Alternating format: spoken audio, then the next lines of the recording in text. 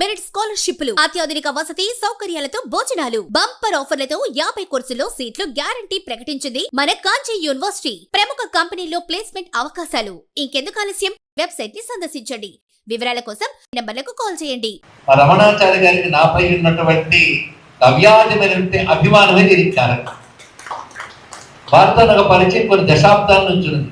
ఇక్కడ కూర్చున్నంతసేపు అవన్నీ ఒక్కొక్క దృశ్యం నాకు జ్ఞాపకంగా వస్తుంది. ఇక్కడ నల్లకొండలో ఉన్నటువంటి శృంగేరి శంకర మఠంలో ప్రవచనం చేస్తూ ఉంటే వేదిక కింద ఒక 2 సోపానాలు ఉంటాయి. 2 సోపానాల మీద ఈ దంపతులు అక్కడ కూర్చుని దగ్గర నుండి ఎంత ఆత్మీయంగానూ దేవీ మహాత్మ్యం ప్రవచనం వినడం నాకు ఇప్పటికీ జ్ఞాపకం. దాని తర్వాత వార్తలుగా అందరికీ తెలిసినట్లే నాకు తెలిసినవి, వారు కలెక్టర్గా చేసినప్పుడు, వివిధ ఉన్నత పదవుల్లో ఉన్నప్పుడు వారు సామాన్య జనుల నుంచి అందరి యొక్క క్షేమాన్ని దృష్టిలో పెట్టుకుని అధికారంలో ఉన్న అవకాశాలని అద్భుతంగా వినియోగించుకుని ప్రజాబాహుళ్యానికి ఉపయోగకరమైన ఎన్నో పనులు చేశారు.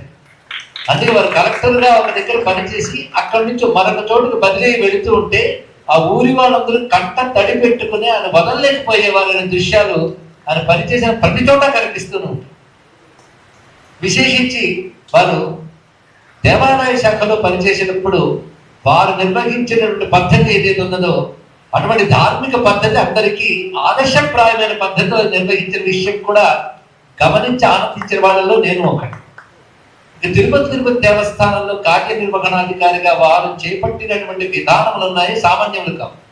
ఆ సమయంలోనే స్వామి సన్నిధిలో ప్రవచించవలసిందిగా నన్ను కోరుకుని పిలిచారు వారు.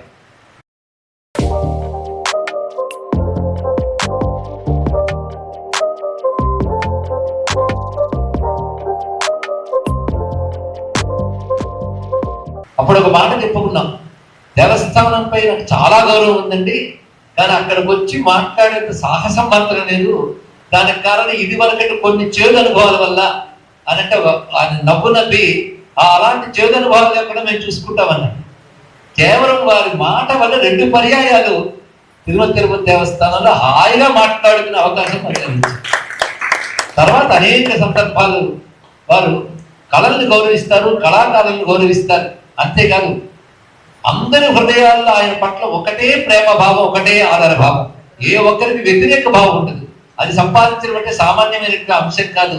అది వాళ్ళ అనేక పూర్వజన్మ సంస్కారం వల్ల హృదయానికి సహజ సిద్ధంగా అభ్యాసమైనటువంటి ఒక ధార్మికమైనటువంటి విలువ. దాని చేతనే వారు అటువంటి గౌరవాన్ని పొందగలిగారు. 2 సనాతన ధర్మాన్ని గౌరవించేటువంటి మహనీయులు కానీ ఉత్తమమైన అధికార స్థానాల్లో ఉంటే దానికి ఎంత చక్కని న్యాయం చేస్తారనడానికి వారి పెద్ద ఉదాహరణ. వారి హృదయమంతా సనాతన ధర్మమే, వారి నిలువెత్తు సనాతన ధర్మం, అందులో సందేహం లేదు. ఆ సమయంలోనే తిరుపతి దేవస్థానం ప్రవచనాలకు వెళ్ళినప్పుడు వారి ఇంటికి వెళ్ళి వారికి నారాయణ నా చేత రచింపజేసిన విష్ణు విద్య గ్రంథాన్ని కూడా నేను ఇవ్వడం జరిగింది. అవన్నీ జ్ఞాపకాలు ఉంటాయి.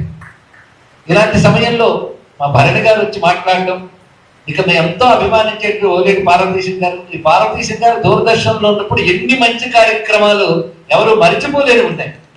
ఆయన అనేక విద్యలు మనసులో ఆకలింపు చేసుకున్న వ్యక్తి. నేను ఒకటి ఆశ్చర్యపోయాను, ఆయనకి హృదయ దర్శన శక్తి ఎప్పుడు ఉన్నదా అలా ఉన్నదా అని. నా హృదయంలో విశ్వనాథ సత్యనారాయణ గారు, దేవుడిపల్లి కృష్ణశాస్త్రి గారు, తిలక్ గారు, శ్రీశ్రీ గారు మొదలైన వారిని నేను చాలా అభిమానించేవాడిని అన్న విషయం నాకు తప్ప ఎవరికి తెలియదు అనుకున్నాను. ఆయన దాన్ని ప్రకటించగానే చాలా ఆశ్చర్యపోవడం కూడా నా వంతైంది.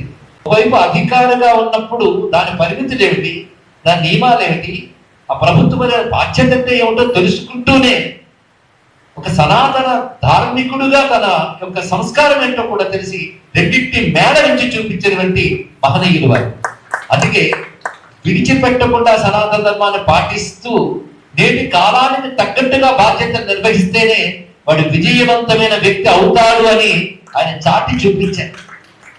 ఆయన ఎప్పుడు పదవి నుంచి విశ్రాంతి తీసుకున్నారు అనుకుంటున్నాం, కానీ ఆయన ఇప్పటికీ అవిశ్రాంతులే. ఎక్కడో దగ్గర వారు చేస్తున్న మంచి పనులు వారి స్ఫూర్తి కనబడుతూనే ఉన్నది.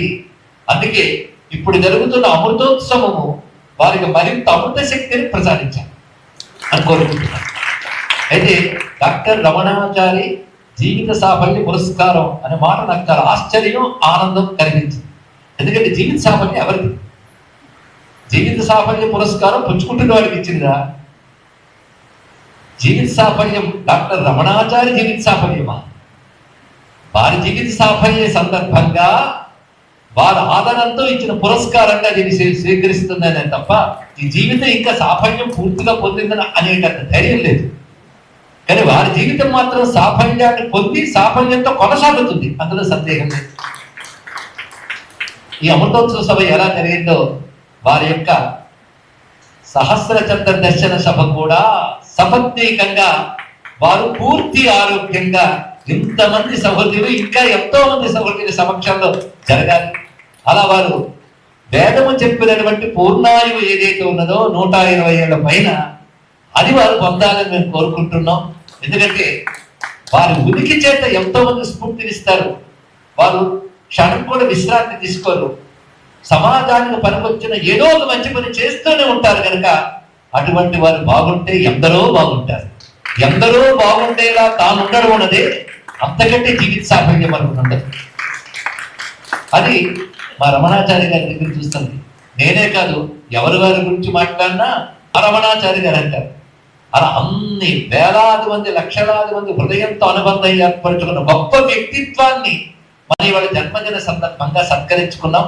ఆ సందర్భంలో వారి ఆత్మీయతను పొందడం అనేది ఒక భాగ్యంగా భావిస్తూ అది కూడా మేమెంతో గౌరవించేటువంటి జగద్గురువుల సమక్షంలో నాపై ప్రత్యేకమైన వాత్సల్యం ఆత్మీయత కలిగిన పెద్దల సమక్షంలో జరగడం, మరి వంశీ రామరాజు గారు తలంచుకుంటే వారు ప్రత్యేకమైన ప్రేమతో ఇలాంటివి చేస్తారు. ఇలాంటి మంచి పనులు ప్రపంచమంతా చేస్తున్న వారిని అభినందిస్తూ స్వస్తి.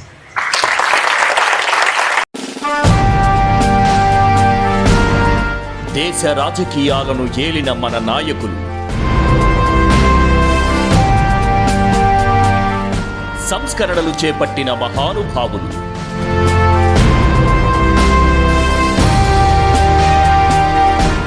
ఆర్థిక పరిస్థితులను అంచనా వేసిన అపర చాణక్యులు,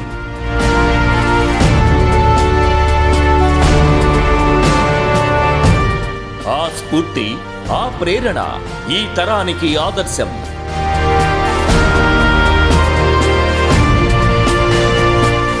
సమస్యలపై పోరాటం చేస్తూ దూసుకుపోతున్న ప్రతినిధులు, అన్ని వర్గాల వారితో మమేకమవుతున్న మన వాళ్ళు, ప్రజా ప్రతినిధులుగా ఎదుగుతూ రోల్ మోడల్గా నిలుస్తున్న యువనేతలు, మన లీడర్ మీ AB6 న్యూస్లో ప్రత్యేకం.